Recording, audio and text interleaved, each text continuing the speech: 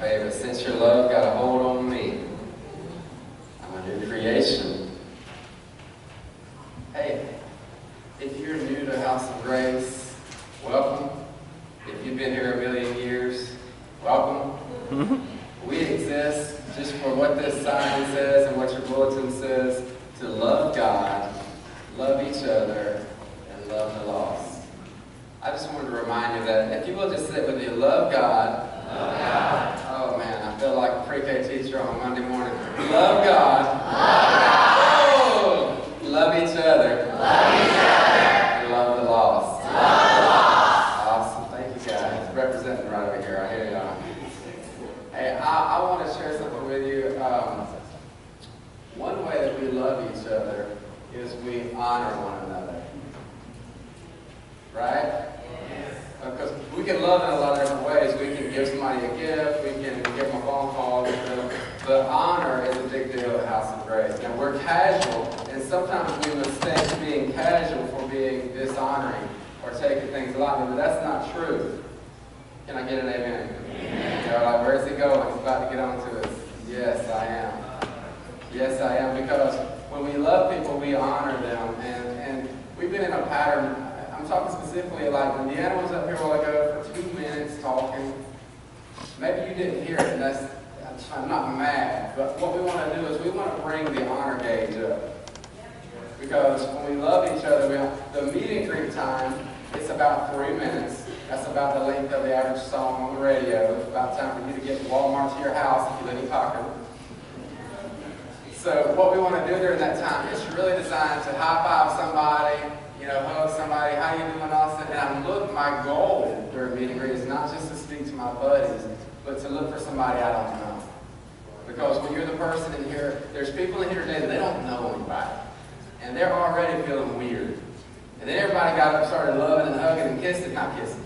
But and they're like, man, everybody here seems to know each other. So what I ask you to do during that time is love the lost, or love those that we don't know. Maybe they're lost, maybe they're not. They're not part of the family yet. So I want you to find them during meet and greet. I want you to say, hey, I'm glad you're here. What's your name? And if you're like, I don't know them, that's the point. Because what we're going to do, we're going to increase our loving and our honor. And then it lasts about 3 minutes. And then when you see somebody popping the lights, or you see somebody on the stage, whether it's Deanna, John, me, Uncle Remus, I don't care who it is. If they step on this stage to share something with you, I want you to honor them. Can you do that? Yes. Can I count on you? Yes. Thank you. I love you enough to correct you. The Bible says that that's what leadership does. When we see something getting off track, it says over and over that when we love those that we serve in leadership, I don't enjoy that. I'm not trying to be mean. I'm not even mad. But something in me was grieved this morning when we dishonored her. I wanted to grieve you too. Amen? Are we done? Are we good? Yes. All right. I love y'all. That took me 3 minutes. That was just time for me to break. So I am excited about a new series today. And we had a good time on Best Marriage Ever. The best thing about Best Marriage Ever was the fact that y'all got to hear Laura Williams. Yeah, I know that. And I'm okay with that.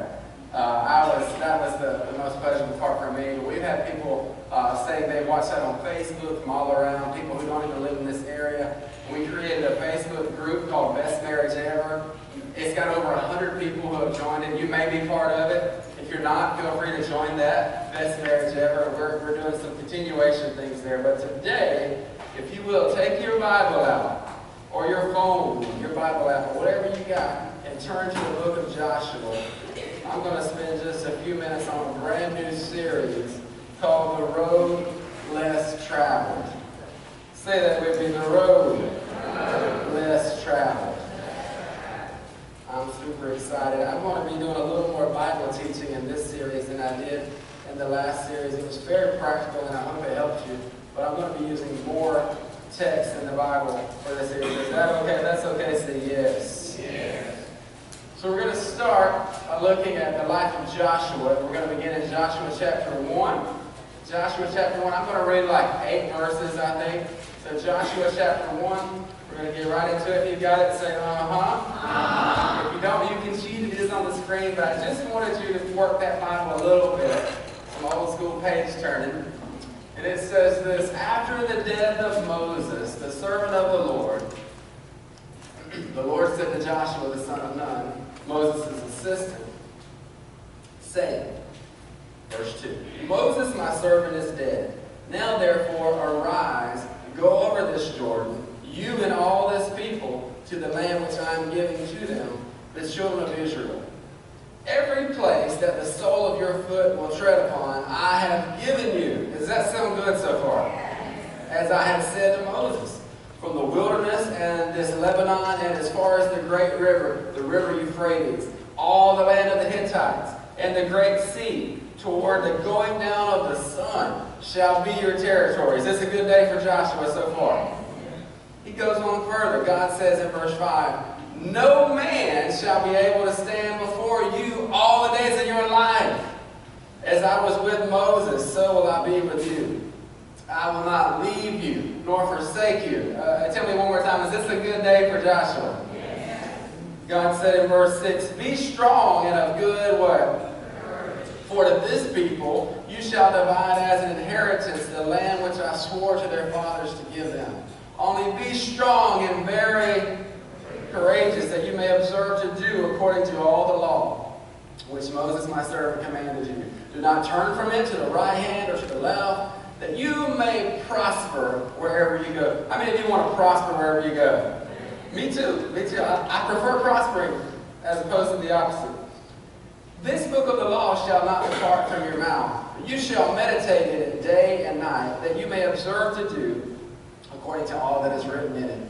For then you will make your way prosperous, and then you will have good success. Have I not commanded you? Be strong and of good courage. Do not be what? Do not be dismayed or afraid, for the Lord your God is with you wherever you go. The Lord your God is with you wherever you go. Let's pray together. We're going to get into this. Lord, I thank you for your word. I thank you for the life of Joshua that we can learn from. I ask you to speak to us. I ask you to speak through me this morning. Would you give me the nuggets, the truths that can help us get where you have for us. In Jesus' name, everybody said? Amen. Amen. Most of the times when you hear Joshua chapter 1, verses 1 through 8, you're going to hear a message about courage, because 3 times you heard, be strong and be courageous. I enjoy preaching the message on that topic. And other times you hear, hey, well, did you notice how many times God told him, you're going to have to stay in the Word if you're going to be prosperous? That was repeated. That's an important principle. But neither one of those are what I necessarily want to zoom in on today. I want to just step back and first of all acknowledge that this was a good day for Joshua. I mean, this was a day where the God of the universe made a personal visit and told Joshua, you're in charge now of the whole nation of Israel. You're the boss. And it's kind of like an inauguration for a president. You know, how many of you have seen an inauguration on TV? Has anybody ever been personally to an inauguration? Wow. So I've never been to one, but I've watched them on TV, and it seems like the whole nation is watching. This was kind of like an inauguration day for Joshua. Moses, the previous leader of the children of Israel, has passed away. Joshua has now been promoted. Would you just say promoted? Promoted. Joshua's life is kicking on all 8 cylinders on this day. This is one of those days where I bet you Joshua didn't fall right to sleep. I bet you he went home that night and he was like, I just got to kind of take this in. The God of the universe just put me in charge of everything. It's a good day. Good day. I mean, go on the back porch, have a cup of coffee, and the clouds are nice, the moon is out, the deer are jumping, the frogs are singing. I mean, it was just one of those like, man, this was pretty awesome. And those are the kind of days we're oftentimes looking for. We're trying to get to a place. This is the day where Joshua was promoted. Would you just say it one more time? Promoted. Promoted. We agree on this. We've got to agree on this before I can begin to show you what I've got to show you. As I because if you want to read about Joshua, it would make common sense if there's a book named after him. That would be a good place to start. Can I get an amen on that? If you want to read about Joshua, and there's a book in the Bible called Joshua, perhaps you should start right there. But that may not be the best way to do it. Because if you start right here, you begin on the day of his promotion. And you would think, wow, man, Joshua's life must have been awesome. And from there on out, he's leading and he's doing great things. And he takes them to the promised land. You got the Jericho, the Ai. I mean, awesome stuff is happening right after this, after he gets inaugurated, after he gets promoted. But did you know that's not really where his story began? See, well, what I want you to write this in. If you're taking notes, I want you to write this in. They say the devil hates it when you take notes. Write this down. Promotion is not an event. Promotion is a process. Let me say that again. Promotion is not an event. If you read chapter 1 of Joshua, you go, oh, I see what event took place here. Joshua was promoted. Well, yeah, sort of. But I want to propose today that he actually began the process of promotion 40-something years before this. And that's where we're going to look. We're going to look at a few incidents. We're going to start in Exodus chapter 17. Way back in Exodus 17, we're going to see the process of promotion looks a lot different than the day of promotion. The process is a whole lot different than the event. And we all want this Joshua 1 kind of day. Let's don't put it on the screen yet. I'm not Michael. We want this Joshua 1 kind of day. But we're going to really learn and ask ourselves, are you willing to do the other days?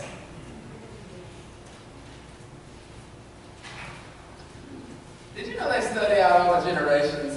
There's books on each generation. I'm not going to ask you if you're born in this year, what generation are you? But if you looked around the room, you'd see about 3 to 4 generations, depending on the age of some of the seniors here today. There's 3 to 4 generations right here in the same room. Did you know they study every generation? You know who studies them the most? The people who are trying to sell them something. Because if you want to sell somebody something, you need to study them, and you first need to make sure they got the money to buy it. And if you've got something to sell, I've got a friend who's one of the most famous branding experts in the nation. He's worked for Tommy Hilfiger and a whole bunch of MTV and a whole bunch of, and he talks about this, how they study a generation. They know the sleeping patterns. They know how many minutes you're on Facebook. They know what colors your favorite. They know more stuff about you probably than your spouse knows. They study you, whatever generation from, and they know how much money. The baby boomers have like 80% of the wealth of the nation in their pockets. It's really not in their pockets, it's in their bank account. Did you know that? And they said this, and so they know what to market, but they know that perhaps Instagram might not be the best product to market to the baby boomers. And they studied this out, and they studied, one thing that I saw happen, it began with my generation. I'm about to be 40, so with my generation, there became a difference. You've seen this because some of you are right in that generation with me.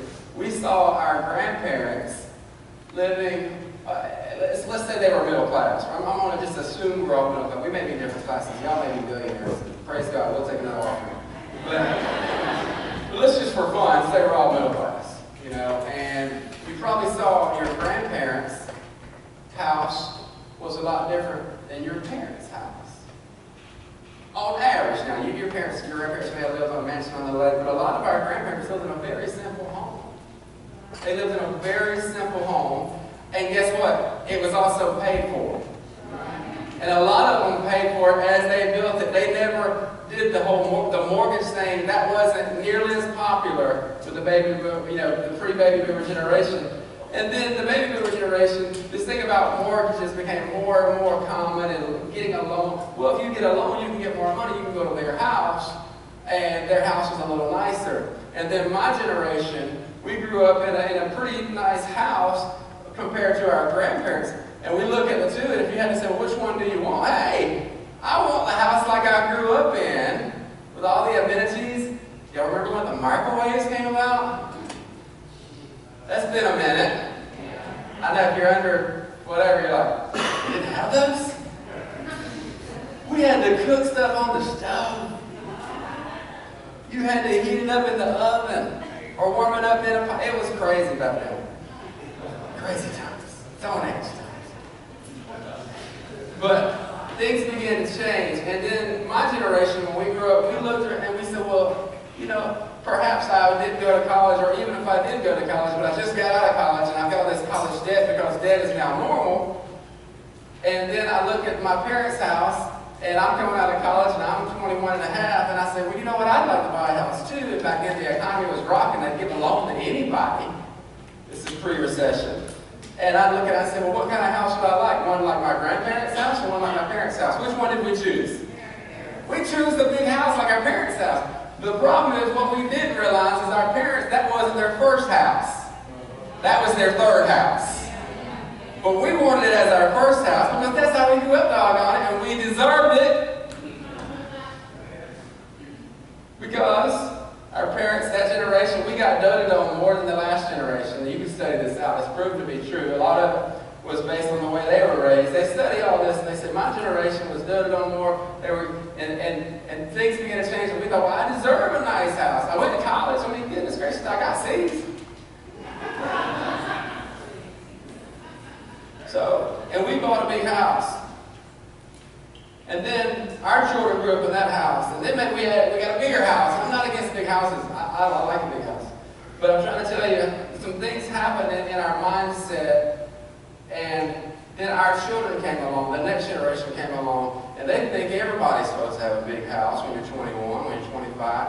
And they think they're supposed to go into their very first job and make a big income and have all the benefits. And everybody should get 3 hours lunch break. And it's not realistic, but it's the expectation. They've studied this out. And what happened, I said all that to say this, what happened with my generation is we became less appreciative and less willing to work for something. Because we got a credit card when we were 18 and we didn't have to work for it. We could make payments on it, baby. Now that 21% interest rate, but still, we got that thing. If we wanted a TV today, guess what? We could have the TV today. And so we were less willing to work for something, and we were very unwilling to wait. I want you to write those two words down. Work and wait. Work and wait. Because what we're going to see, if you're going to take the road less traveled, it was on the screen, it's on your card, that's the name of the message. It's the road Joshua took. It's the road King David took. It's the road Moses took. It's the road that Jesus took. It's the road that Paul took. It's the road less traveled. There's a whole lot more working and a whole lot more waiting than perhaps what we desire naturally or what we've been told we need or deserve. But these are kingdom principles played out in our lives. I just gave you that example because you can do the same thing in a marriage.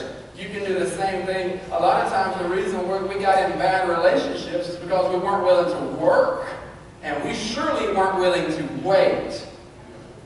We wouldn't wait emotionally or physically for intimacy, so because we weren't willing to work through and wait, we ended up in a bad situation. Are you seeing this? You can just say amen because you probably did it, and you're like, oh, that's what happened. I thought I was just crazy. I thought they were just a jerk. No, perhaps I wasn't willing to work and wait. Perhaps I'm stuck in a career that I didn't mean to end up in because I wasn't willing to work and wait. Maybe my finances are the way they are because I haven't been willing to work and willing to wait so that I can actually pay cash for something. I'm preaching now. Y'all done got quiet. This thing, I began to see it, it's related to all kinds of sin. You know, you can even, I'm going to go there, you can even attach this has a lot to do with pornography. Why is pornography so successful? Because some of us, the reason it got us was because we weren't willing to work for it. We wanted the rewards of an intimacy in a relationship, but we didn't want to actually work to earn the love and affection of another person. We wanted immediate gratification. And we surely weren't willing to wait So we found a way to circumvent the system. And we didn't know it was going to have all these negative consequences on us. It's happening in so many different arenas. Are you seeing that this is probably a big deal? I'm sure. We've got to learn to work and be willing to wait. Oftentimes God says, oh, I'm going to do something amazing in your life. And we go, yes, tomorrow probably if I can wait. And he's like, oh, I didn't mean it like that. You got some work to do, baby. Your character's not even close to ready for where I want to take you. We're going to have to work through some stuff. You're going to have to sit through a meet and greet review and actually take it once or twice. I'm going to have to work through some stuff. And you're going to have to wait. We were talking about King David yesterday, and the period of, in the men's Bible study yesterday morning, the period of time that when he was anointed king, and the day he actually had a throne, there was a lot of years in between those two, but he had to be willing to work and be willing to wait. I'm going to say it 300 times before we leave today, because I want you to remember that you're going to have to do some working, and you're going to have to do some waiting. Exodus 17, now we can throw it on the board. Thank you guys for your patience. Exodus 17. This is the very first mention of Joshua that you're going to find in the Bible. So, although we started with his promotion day, we're going to back up and see the process of promotion. Now, Amalek came and fought with Israel. Now, these guys, Moses has just led them over the Red Sea. They've just left the Egyptians. They're fresh in the desert, and they're about to have to engage in some warfare right off the bat. And Moses said to Joshua, he said to who? Oh, back up. We got to back up. There we go. And Moses said to Joshua, choose us some men and go out and fight with Amalek. Now, when he says Amalek, that means the whole army, the Amalekites. Tomorrow I will stand on the top of the hill with the rod of God in my hand. So Joshua did as Moses said to him and fought with Amalek. And Moses, Aaron, and Hur went up to the top of the hill. And so it was when Moses held up his hand that Israel prevailed. And when he let down his hand, Amalek prevailed. But Moses' hands became very heavy. So they took a stone and put it under him, and he sat on it. And Aaron and Hur supported his hands, one on one side and the other on the other side. And his hands were steady until the going down of the sun. There's 15 sermons in that passage. You see, it would be really easy to go right into the fact that we're all going to need somebody to help hold up our hands. We can preach that, I can spit a little more, and we can amen it, but that's not what I want to focus on. Back up, look back, let's back up. He said to Joshua that day, choose us some men to go out and fight with Amalek. Tomorrow I'll stand on top of the hill with the rod of God in my hand. So Joshua did as Moses said to him. So Joshua did as Moses said to him. So Joshua did as Moses said to him.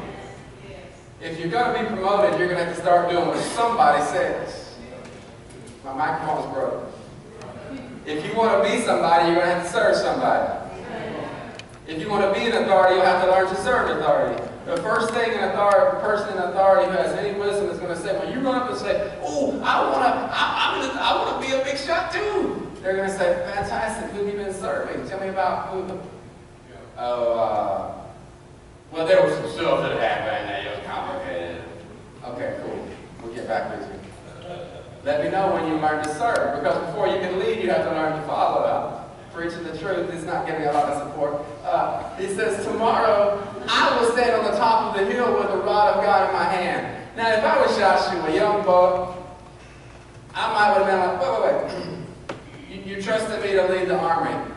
That's awesome. I appreciate that. I'm good with that. Where did you say he was going to be? Well, I'm down there in the valley, hand to hand, putting my life at risk for you. Where did you say you were going to be, Mr. Moses? On top of the hill. With your hands up. I don't know if I like that plan. I don't know if I really agree with that strategy.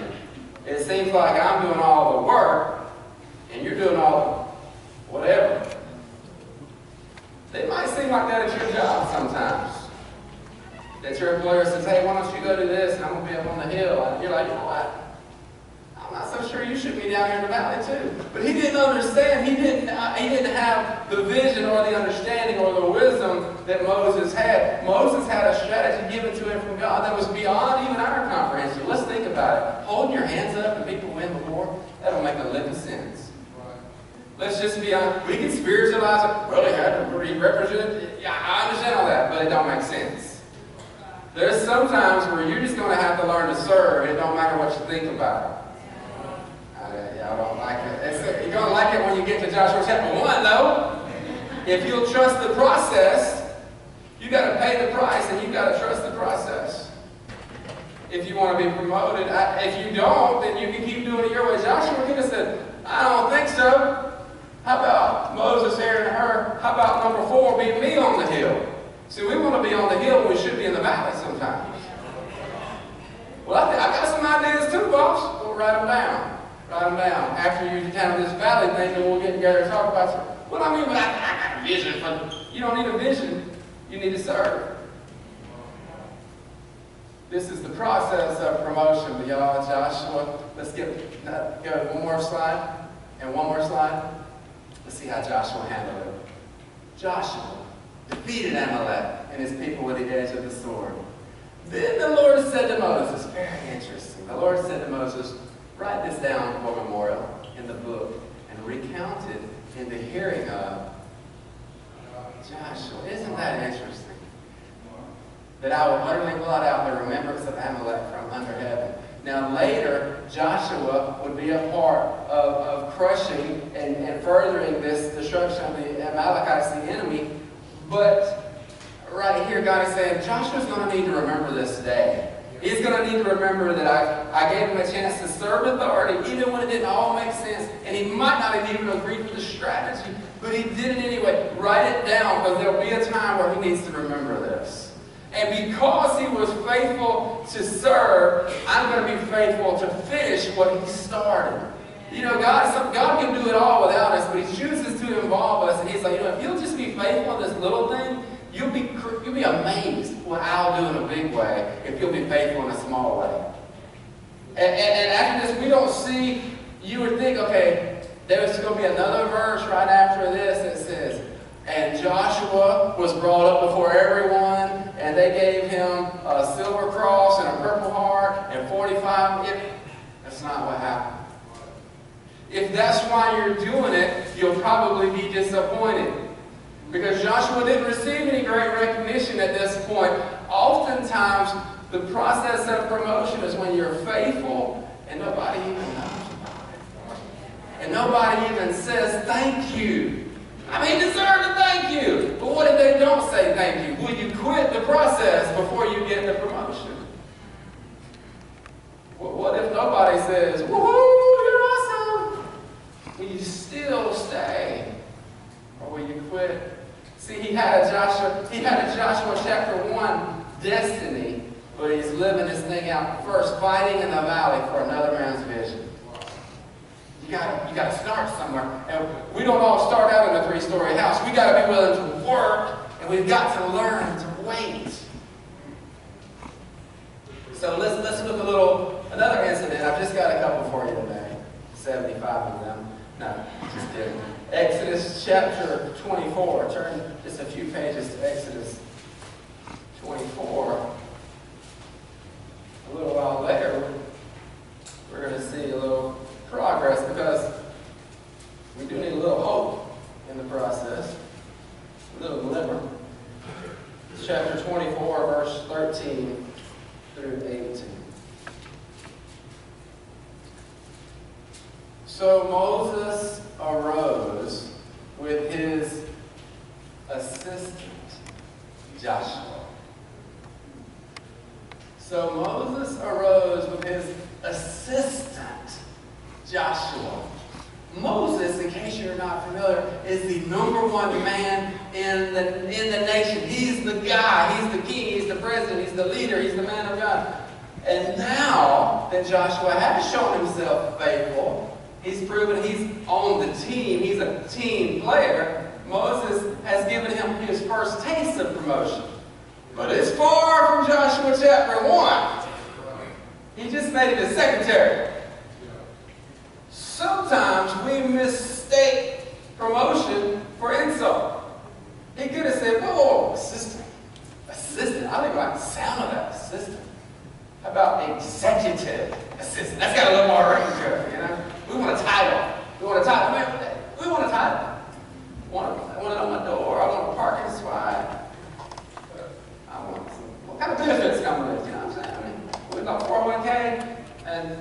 But we see Moses arose with his assistant Joshua, and we know, of course, within that culture, that Joshua was probably very grateful for this position. He wasn't obsessed. He was like, yes, I get to be right beside a great leader, this great man of God, and I get to learn from them. We need to be excited when we get to be somebody's assistant. It may be in a religious, in a spiritual setting where, hey, somebody asks you, hey, Scott says, hey, I'm looking for people on the impact team. Would you want to be on my team? You're like, well, what's that mean? He's like, well, you know, you're going to get there early, and you're going to make sure the floor is swept and get the chip. And you're like, whoa, I thought I was going to be doing something important. What else you got? I mean, because I got gifts and stuff.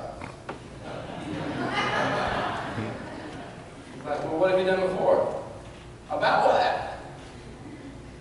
And he says, you know, well, how about you just get there early and you get the floor, make sure the floor is clean, set up the chairs, turn the music on. And that will be really helpful. There's something inside of me sometimes that says, that ain't enough. I don't want to be your assistant. I'll just wait till you recognize how great I am. So I got some ideas from back there. I got some good ideas, Scott. If you listen to me, it'd probably be awesome. There's something in us that wants to do that. But I'm telling you, don't let that stuff keep you from God's destiny for you. You just shut it up. You just say, you know what? I'm good at that. Where's the broom, baby? Do you want the chairs in rows or in a circle? I'll have them like militant, however you want it. I just want to serve because God's teaching me that if I can just serve, then He'll take care of me. Because I'm in a process of promotion, but I still got a lot of working, a lot of waiting to do. We want it all. We got saved 6 months ago. Or we've been saved 20 years, but we just rededicated 6 months ago. Or whatever the situation is, and we want it all right now. God does have great plans for us, but I promise you, between His destiny and your present, there's a process of promotion, and there's testing, and there's serving, and not everybody makes it through. But if you don't make it, I promise He'll replace you. Because there's somebody willing to serve their way through to their destiny. Amen. I spoke to the football team, the Blackman County Royals, this Thursday. I sat there in the gym with them. They're all looking at me because the coach said they had to. So I said, I shared this part of the same message. I said, you're going to have to be willing to work and be willing to wait. There's people, I told them, I said, there's people not in the room today. You're only in your second game. There's already been people who quit because they weren't willing to work. They weren't willing to wait. I know because I was one of them when I was their age. I wasn't willing to put out the work, and I surely wasn't willing to wait for somebody to call my name. We all want our name called. Joy Williams! And every time people call, say, hey, no, it's not, man. Okay, I was waiting my whole life for that. We all want it. There's something inside us that craves it, but if we can learn to serve. Moses went up with his assistant, Joshua. And Moses went up to the mountain of God. And you say, whoa.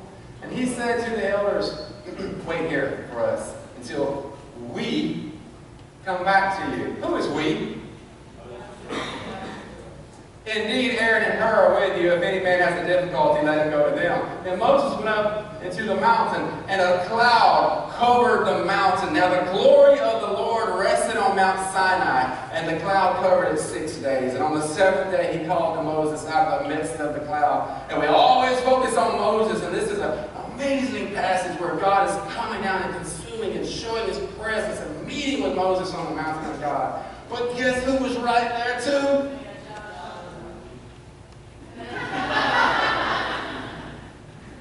Do you need anything to drink, sir?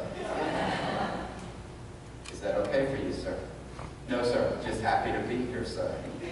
On the mountain of God, when even Aaron and Hur didn't come up here, and the elders, you told them, look, hey, y'all stay down here and take care of the people. Me and Joshua, see, serving will get you access to things that you couldn't have got access to. That's good. Jesus did the same thing. When He had men that were willing to lay down their lives, He said, you know, I'm going to tell y'all things that I don't tell everybody. He said, I serve Him. I just give them orders. With friends, I tell them stuff. He said, you guys are my friends. And then you see where he took them up to very similar, the Mount of Transfiguration. He revealed his glory to Peter, James, and John. And these three, he was like, I'm going to show you stuff I don't show everybody. If you think God doesn't play favorites, that's not true. He favors those who serve. Read the Bible. I know he's a God who's fair. Yes, he's fair. He's a rewarder of those who diligently seek him. Hebrews 11:6. He's looking for someone to reward. The Bible says he's looking to and fro across the earth for one whose heart is loyal to him, so that he may show himself strong on their behalf. This is the word of God. And what he loves us all the same. Yeah, he loves everybody the same, but he doesn't reward us the same. He doesn't treat us the same. I know this messes with our life. Everybody's the same theology, but maybe we should read the Bible and check it out. He's looking for somebody to serve because he's looking for somebody to promote. He's looking for somebody to trust. God is the perfect investor. And he invests himself and his seed and his plans into the best soil possible. He tests us with a small seed. Can I trust you with that situation? Well, God, I don't know. I really feel like serving. That person kind of gets on my nerves. Good. Serve them. Because I'm trying to grow something in you. I'm trying to grow something out of you.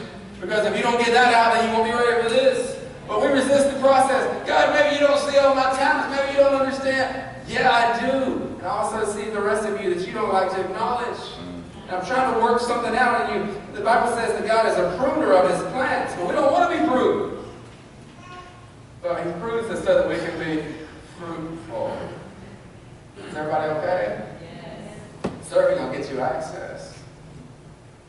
I like access. The sight of the glory of God was like a consuming fire on top of the mountain in the eyes of the children of Israel. So Moses went into the midst of the cloud and went up in the mountain. And Moses was on the mountain 40 days and 40 nights. You can study it out, and most scholars agree. Guess who was right up there the whole time, 40 days, 40 nights, with Moses and God? Joshua. And we see the pattern later repeated at the tent of meeting. I may get to that. Let's see, just like one or two. I'll prove that to you. Chapter 33. This is really fast. Chapter 33, verse. We're going to skip ahead one verse to Exodus 33, 9 through 11. We'll come back to that one again. I told you we'd be in the Bible today. Everybody, that's good, right? Yes. Exodus 33, 9 through 11.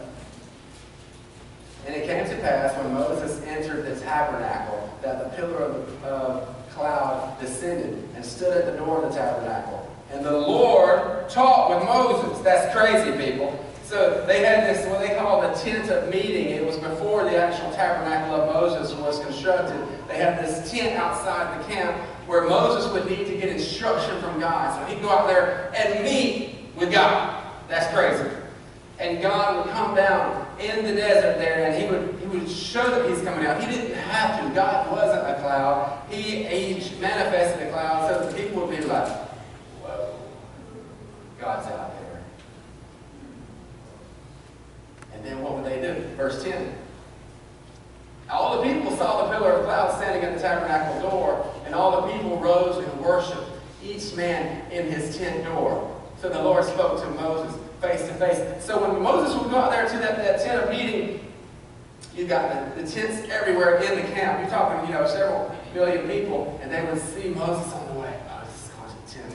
Moses is going to the tent of meeting, y'all. And the little kids, I bet the cloud's going to come.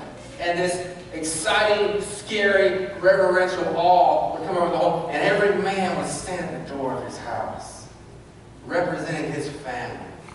And he was standing right there in the doorway in reverence and in worship to the God of the universe. You feel that? Yeah. Standing there. However long it took. Here you go. Well, I'm kind of getting bored with it. I mean, this song we've been singing for like 7 minutes. So we stood there. We stood there and said, God, the universe is here. I reverence him. And then Moses is in there having a conversation with God. So the Lord spoke to Moses face to face, as a man speaks to his friend. And he would return to the camp. But his servant Joshua, the son of Nun, a young man, did not depart from the tabernacle. What? So they have this meeting. Moses comes out. They said that oftentimes Moses' face would be glowing from being in the presence. He just whoosh. It's like an Iron Man movie or something. And he just comes out, he's glowing. And he's like, I'm going back to the camp. I got to tell them what God said. And Joshua's like, well, if it's cool, I'll just hang out a little bit. If you need me, I'll be home by supper. I don't know what he said, but it's just something and very... Do you think it's coincidence that the Bible left this in here for us? We're trying to learn something here. Yeah, he didn't just know how to serve authority.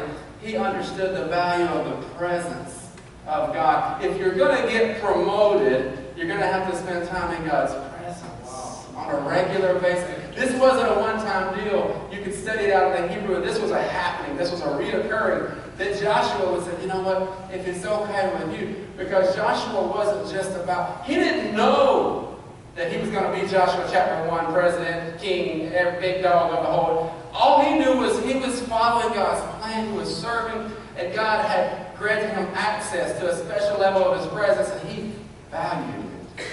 I think that maybe even the serving, this was like a reward, and he would spend time in the presence of God.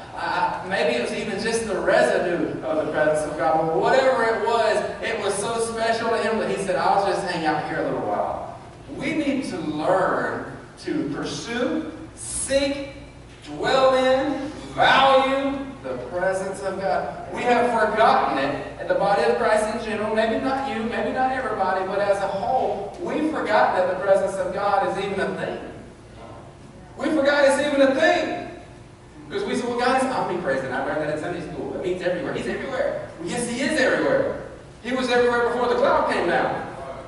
But when people want to meet with him, if you'll set up a tent of meeting, if you'll put a place in your life where you want to meet with him, the Bible says if you seek him, you will find him. He'll meet with you. Are we meeting with him? Am I meeting with him? I don't mean it's like when I have a catastrophe, like, God, please. Not that. There's a place for that. But what about, hey, God, it's Monday. I want to meet with you. Hey, God, it's Tuesday. Can we get together at 7 a.m.? God, I'm in the car on the way to work this Wednesday. I just wanted to meet with you for a few minutes. God, it's Sunday morning. I don't really feel like getting out of bed. And I don't like some of the songs they sing. But I wanted to meet with you.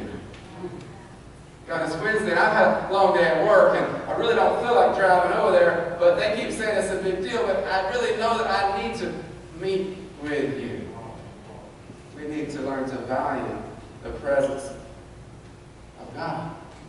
Can I give you one more passage, and I will close this thing down, but I will put a ribbon on it, a bookmark for next week.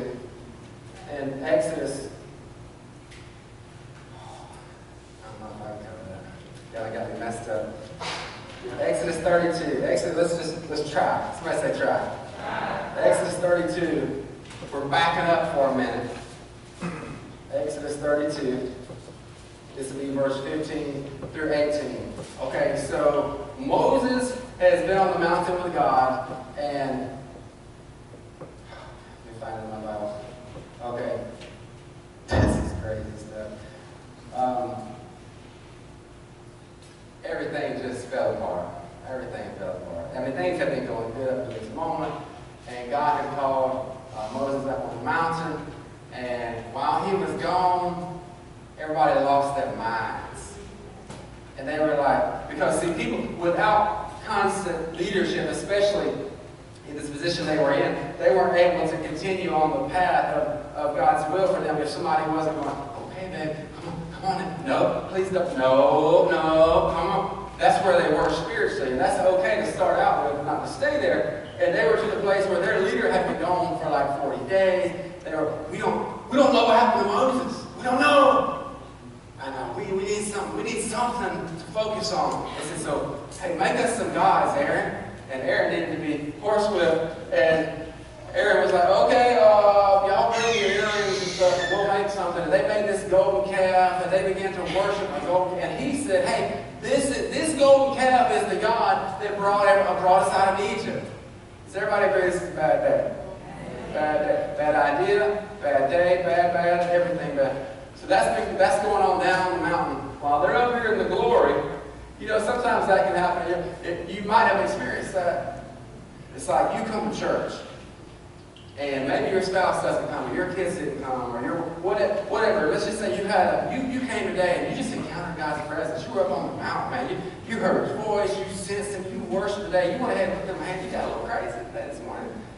And then maybe you even like this sermon, and you're like, yeah, God's speaking to me. And then you leave, and you get back home off the mountain. All hell done broke loose. Kids are acting crazy. You and the spouse done started a fight. Somebody's sick. Work's calling. There's a confusion at school. You forgot that you had this so-and-so project for school. Everything is confusing. You're like, ah!